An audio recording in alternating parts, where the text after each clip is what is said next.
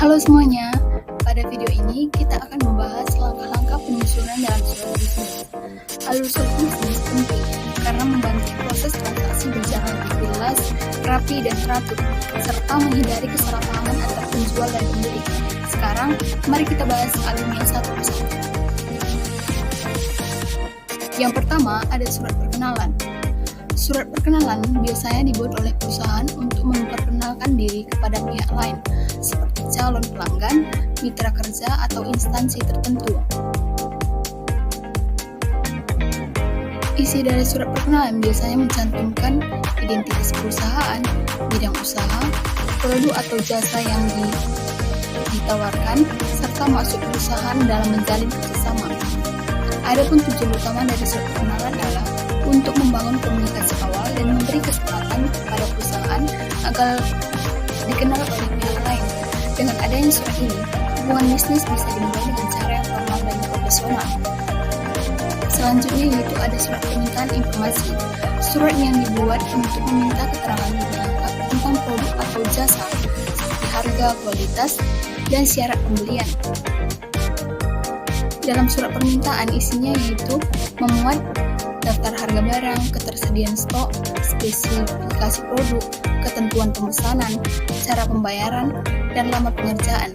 Adapun tujuan dari surat permintaan informasi untuk membantu calon pembeli mendapatkan gambaran yang jelas sebelum mengambil keputusan. Surat ini menunjukkan bahwa pihak pembeli mulai tertarik, tetapi masih ingin memastikan informasi yang dibutuhkan agar transaksi berjalan lancar. Selanjutnya yaitu ada surat penawaran.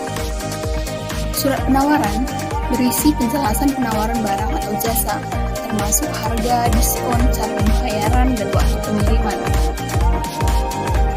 Dalam surat penawaran, penjual menjelaskan produk atau jasa yang ditawarkan secara lebih rinci.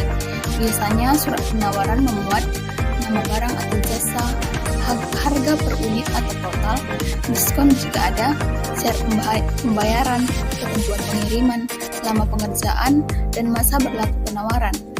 Tujuan dari surat penawaran yaitu untuk memberikan informasi lengkap kepada pembeli agar pembeli dapat menilai apakah penawaran tersebut sesuai dengan kebutuhan dan anggaran mereka. Yang keempat yaitu surat pemesanan, yaitu surat yang digunakan untuk memesan barang atau jasa secara resmi sesuai dengan penawaran yang telah disepakati. Dalam surat pemesanan, jika pembeli setuju dengan penawaran yang diberikan, maka tahap selanjutnya merupakan surat pemesanan ini.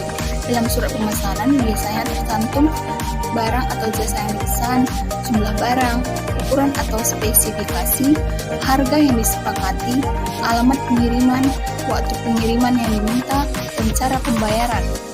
Surat pemesanan ini memiliki tujuan yaitu untuk memastikan bahwa pesanan tercatat secara jelas dan resmi.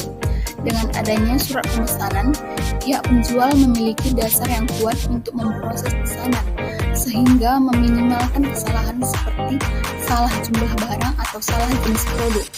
Surat ini juga penting karena menjadi bukti bahwa pembeli memang sudah menyetujui transaksi.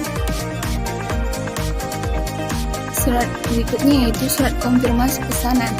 Surat ini merupakan surat balasan dari penjual untuk menegaskan bahwa pesanan sudah diterima dan akan diproses. Setelah menerima surat pemesanan, pihak penjual akan mengirimkan surat konfirmasi pesanan. Biasanya, dalam surat ini penjual akan menuliskan ulang detail pesanan seperti nama barang yang dipesan, jumlah pesanan, total harga, jadwal produksi dan pengemasan, perkiraan waktu pengiriman, dan syarat pembayaran yang harus dipenuhi. Adapun tujuan dari surat konfirmasi pemesanan adalah untuk memberikan kepastian kepada pembeli bahwa pesanan sudah diterima dan sedang diproses. Surat ini juga berguna untuk mencegah kesalahan karena jika ada perbedaan informasi, pembeli dapat segera mengklarifikasi sebelum barang diproduksi atau dikirim. Kemudian yaitu surat pengiriman. Surat pengiriman merupakan surat yang dibuat untuk memberitahukan bahwa barang sudah dikirim, disertai informasi pengiriman seperti seperti resi dan jumlah barang. Surat pengiriman biasanya berisi tanggal pengiriman, jenis barang yang dikirim, jumlah barang, nama ekspedisi atau kurir, nomor resi pengiriman, dan perkiraan waktu barang tiba. Tujuan dari surat pengiriman ini yaitu untuk memberikan informasi pada pembeli bahwa barang sedang dalam perjalanan. Selain itu, surat ini juga berguna sebagai bukti jika terjadi keterlambatan atau kehilangan barang dalam proses pengiriman. Pada tahap ini, pembeli biasanya diminta untuk memeriksa barang ketika sudah diterima agar dapat memastikan barang sesuai dan dalam kondisi baik. Selanjutnya yaitu surat komplain. Surat yang digunakan untuk menyampaikan keluhan karena adanya masalah seperti barang rusak, tidak sesuai pesanan, atau pelayanan kurang baik. Jika barang diterima ternyata terjadi masalah, maka pembeli dapat mengirimkan surat komplain. Jika setelah barang diterima ternyata terjadi masalah, maka pembeli dapat mengirimkan surat komplain. Komplain biasanya terjadi karena beberapa hal, misalnya barang rusak, barang tidak sesuai spesifikasi, jumlah barang kurang, pengiriman terlambat, ataupun produk tidak sesuai kualitas yang dijanjikan. Dalam surat komplain, pembeli biasanya menjelaskan masalah dengan detail dan sopan, serta melampirkan bukti pendukung seperti foto barang rusak, nomor faktur atau nomor resi. Tujuan surat komplain adalah untuk meminta penyelesaian masalah, misalnya penggantian barang, perbaikan produk, pengembalian uang, ataupun kompensasi tertentu. Kemudian yang terakhir ada surat penagihan. Surat penagihan digunakan untuk menagih pembayaran kepada pembeli sesuai dengan kesepakatan atau jatuh tempo. Surat penagihan biasanya berisi nomor faktur atau nomor tagihan, kemudian jumlah pembayaran yang harus dilunasi, batas waktu pembayaran atau jatuh tempo, informasi rekening atau metode pembayaran, dan permintaan agar pembayaran segera dilakukan.